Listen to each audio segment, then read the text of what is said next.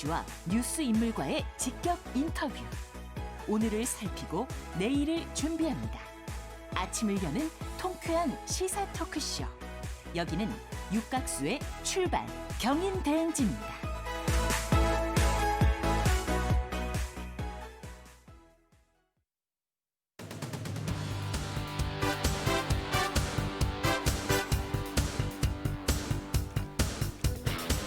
자, 오늘의 시사평론가 리얼 파트너스의 이승기 변호사 오셨습니다. 어서 오십시오. 예, 안녕하세요. 우리 이승기 변호사 스튜디오에 들어올 때 속보가 하나 떴는데, 예, 보니까 그 축구 전설이죠, 마라도나. 예, 맞습니다. 마라도나 전 선수가 심장마비로 향년 60세로 사망을 했네요. 예, 정말 젊은 나이에 좀 많이 안타깝네요. 너무 일찍 가셨네.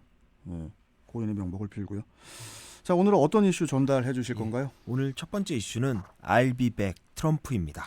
트럼프 미국 대통령이 현지 시간으로 지난 23일 미 연방 총무청과 자신의 대선 캠프에 정권 인수인계 작업을 시작하라 이렇게 이제 지시를 했는데, 그러니까 이제 사실상 패배를 인정한 걸로 봐야 하는 건가요?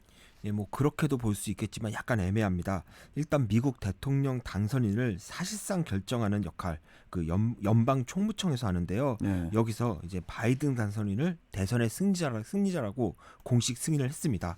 하지만 트럼프 대통령은 현재 진행 중인 이제 선거 불복과 관련된 법정 다툼 계속 이어가겠다, 이런 의사도 분명히 밝혔습니다.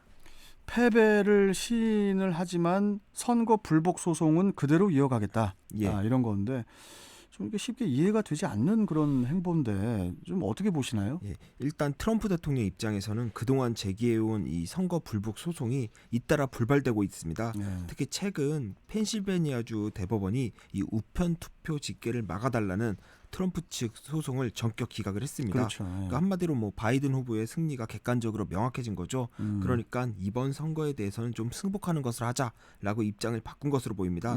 다만 마지막까지 선거의 정당성에 대해서는 좀 다투는 모습을 보이면서 이제 지지층을 계속 결집시키고 또 안고 가려는 걸로 보입니다. 그리고 이 여세를 향후 2024년 대선까지 계속 이어가겠다, 그런 의도로 보입니다. 그렇군요. 자, 지금 TVN 긴급 정보가 들어와서요. 안내 좀 해드리고 가겠습니다. 인천국제공항 고속도로 서울 방향입니다. 북인천 나들목 1차로에서 또 추돌 사고가 일어났네요. 지금 사고 제보들이 좀 많이 들어오니까요. 여러분들 안전운전 더 각별히 좀 신경 써주시고요. 자, 이승기 변호사, 이 트럼프 대통령의 2024년 대권 도전설 어떻게 뭐 가능할까요? 예, 가능합니다. 일단 트럼프 대통령의 권력에 대한 의지가 상당히 강하고요. 또 지난 4년간의 집권 기간 동안에 또 트럼프 대통령이 경제 분야에서만큼은 또 많은 또 업적을 냈습니다. 일단 대대적인 미국 우선주의를 취하면서 일자리 창출이나 또 무역 수지 측면에서 큰 성과를 냈는데요. 만약 코로나19 사태가 없었다면 트럼프 대통령의 재선이 아주 손쉽게 되지 않았을까라는 그런 분석도 상당히 많습니다. 그러니까 코로나가 트럼프를 죽였다, 이런 얘기가 있더라고요. 한마디로 이번 대선이 뭐 인종차별이나 또 코로나19 방역과 같은 이슈가 선거를 좌우한 것입니다.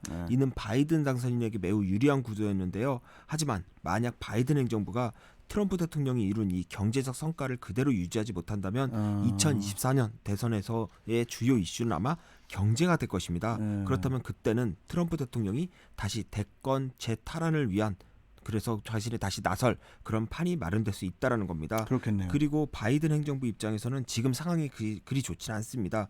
우선 코로나19 사태 해결도 뭐 앞장서야 되겠지만은 또 대선 공약이었던 노동권 보장이나 또 법인세 인상도 함께 추진해야 됩니다.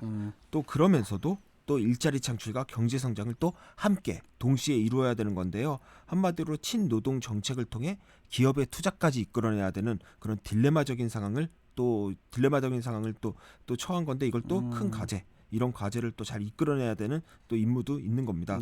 그리고 당장 중국과의 관계도 문제이고요. 무엇보다 미 의회 상원을 공화당이 장악을 했습니다. 그렇다 보니까 의회의 전폭적인 지원도 기대하기 어렵다는 점에서 또 바이든 행정부가 야심차게 추진하는 또 외교나 경제 정책의 또 난간에 봉착할 수도 있는 것입니다. 예. 4년 뒤 뭐 트럼프 대통령이 다시 대권 후보로 나와 그때는 이제 바이든 대통령이죠. 바이든 대통령과 리턴 매치를 하는 그런 시나리오 현실화될 가능성 지금으로서는 좀 있습니다. 지금은 되게 그 미국 포함해서 전 세계가 지금 코로나 때문에 이제 혼란스럽잖아요. 예.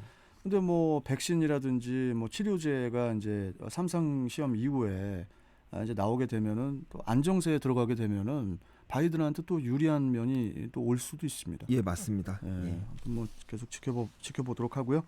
자, 다음 이슈 전해 주시죠. 예, 다음 이슈는 3차 재난지원금 논의 어디까지 왔나입니다. 코로나19 3차 대유행으로 수도권 지역을 시작으로 사회적 거리두기 2단계 조치가 확대됨에 따라서 3차 재난지원금에 대한 논의가 슬슬 또 나오고 있죠. 예, 그렇지 않아도 이제 코로나19 때문에 지난 2월 이후에 이제 제대로 영업을 하지 못한 상태에서 예. 또 이번 2단계 조치로 또다시 영업 제한 조치가 부과됐습니다. 예. 대표적으로 뭐 식당이나 치킨집 같이 우리가 흔히 가는 이런 음식점은 9시 이후에 포장 배달만 가능합니다. 그러니까 영업이 사실상 막힌 거죠. 그리고 노래방은 아예 9시 이후에 영업을 중단해야 되는데 이 연말 대목을 포기하고 정부의 방역 대책에 적극 협력하고 있는 만큼 어떤 형태로든 좀 보상이 필요하지 않냐라는 그런 논의가 이어지고 있는 겁니다. 정부가 이제 올해 들어서만 2차례에 걸쳐서 그 재난지원금을 지급을 한 바가 있는데 이번에는 그 야당에서 먼저 그 3차 재난지원금 이야기가 나오고 있습니다. 예, 맞습니다. 그 야당인 국민의힘은 이제 내년 예산안에 아예 3차 재난지원금을 미리 반영해서 신속하게 집행할 수 있도록 하자 그런 입장입니다. 예. 그리고 민주당 소속인 이재명 경기도지사도 같은 주장이고요. 그리고 정의당은 여기서 더 나가서 1차 재난지원금처럼 선별적이 아니라 전 국민을 대상으로 한 보편적 지원이 이루어져야 한다 그런 주장을 내놨습니다. 예. 그에 반해 여당인 더불어민주당은 당장 본 예산에 재난지원금을 반영하기에는 시간이 좀 촉박하다라면서 이제 신중한 입장을 보였습니다. 그런데 어제 재난지원금 자체를 반대하지 않는다라고 하면서 이제는 본 예산에 이를 반영하는 시도를 하겠다, 노력을 하겠다 그런 입장을 밝혔습니다. 그래서 그렇군요. 예. 뭐 결국에는 3차 재난지원금의 필요성에는 여야 모두 공감하고 있고 또 필요성을 인정하고 있으니까요. 뭐 지급 대상의 범위에 대해서만 이제 전체 지급이냐 아니면 선별적 지급이냐 이 부분만 적정선에서 좀 조율이 된다면은 지급이 곧 이루어지지 않을까 그렇게 봅니다. 뭐 이제 연말이고 하니까 보편적으로 가죠. 안 될까요? 맞습니다. 예. 자, 마지막 이슈 전해 예, 주시죠. 마지막 이슈는 종부세 고지, 다주택자들 항우 행보는입니다. 그 지난 23일부터 국세청에 그 종합부동산세 고지서 발송이 시작이 됐는데 집값이 많이 오른 수도권 지역을 중심으로 그 지난해보다 2배 이상 종부세가 올랐다고 하는데요. 그 지역 커뮤니티를 중심으로 종부세 폭탄을 맞았다는 이야기까지 나오고 있다고 하는데 지금 상황이 어떻습니까? 예, 종부세가 매년 6월 1일 기준으로 주택은 공시가격 6억 원, 또 1세대 1주택자는 또 9억 원 기준입니다. 예. 이것을 초과하는 그 액수에 대해서만 매기는 세금인데요. 부가세율은 이제 주택수와 가세표준 액수에 따라서 0.5%에서 3.2%까지 적용이 됩니다. 그런데 지난해 종부세 대상자가 한 59만 5천 명 정도였고요. 세액은 총 한 3조 3,400억 원 정도였습니다. 하지만 올해는 이 세율의 변화는 없습니다. 하지만 공시가격이 인상됐고요. 그리고 세금을 물릴 때 공시가격을 얼마나 반영할지를 정하는 이 공정시장 가액 비율을 85%에서 90%로 상향 조정하면서 종부세 대상자가 70만 명으로 또 대폭 늘었고요. 세액 역시도 4조 원을 훌쩍 넘을 것으로 그렇게 예상이 되고 있습니다. 그런데 더 큰 문제는 내년에는 상황이 더 심각해진다는 겁니다. 내년부터는 1주택자 종부세율이 많게는 0.3포인트 상향이 되고요. 예. 다주택자 최고 세율이 6%까지 올라갑니다. 또 공정시장 가액 비율이 올해 90%에서 오는 이제 2021년에는 95%, 2022년에는 100%까지 이제 순차적으로 상승해서 이 공시가격 현실화도 예고가 돼 있습니다. 그러니까 지금 그 판매되는 금액 집값이 그대로 공시가격이 되는 거예요, 나중에는. 예, 그러니까 매년 뭐 이맘때마다 종부세 고지서 포비아라는 말도 생길 수가 있는 겁니다.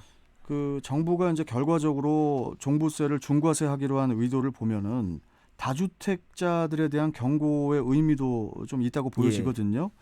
그 다주택자들이 종부세 부담을 피하고자 그 이렇게 보유한 매물을 내놓고 또 시장에 매물이 많아지면은 그 주택 가격이 안정된다는 그런 시나리오인데 좀 어떻게 이승기 변호사께서는 어떻게 보시나요? 예, 일단 종부세가 올랐다고 해서 주택 매물이 늘어날지에 대해서는 좀 확신하기 어렵습니다. 이 종부세만 오른 것이 아니라 양도소득세도 많이 올랐습니다.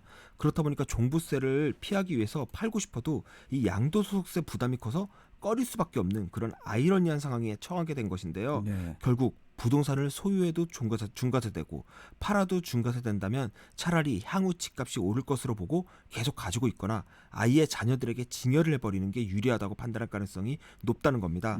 결국 양도소득세 인하와 같은 이제는 그 파격적인 출구 전략이 없는 한 정부가 의도하는 대로 시장의 매물이 대거 풀리는 일은 없다는 것이 이제 대체적인 분석인데요. 그리고 매물이 나온다 그래도 지금 집값이 너무 오르다 보니까 대출을 받지 않으면 사기가 힘듭니다. 맞아요. 하지만 대출까지 꽉 조여진 상태입니다. 그렇다 보니까 이를 매수하는 것도 쉽지 않습니다. 예. 결국 부동산 문제에 대해서는 어딜 가도 좀 길이 좀 막혀 있는 그런 약간 답답한 상황에 지금 처해 있는 것으로 보입니다. 근데 좀 더 답답한 게 아까 그 3차 재난지원금 이야기했었죠. 예. 3차 재난지원금 만약에 통과가 되면 또 그 국민들이 받고 예. 돈을 받고 그다음에 또 세금 폭탄 내고 예. 네, 돈 받고 돈 내고 예. 도대체 뭐가 이득인지 잘 예. 모르겠습니다. 자, 아무튼 오늘 말씀 여기까지 듣겠습니다. 고맙습니다. 예, 감사합니다. 네, 자 시사평론가 리얼파트너스의 이승기 변호사와 함께했습니다. 자, 이제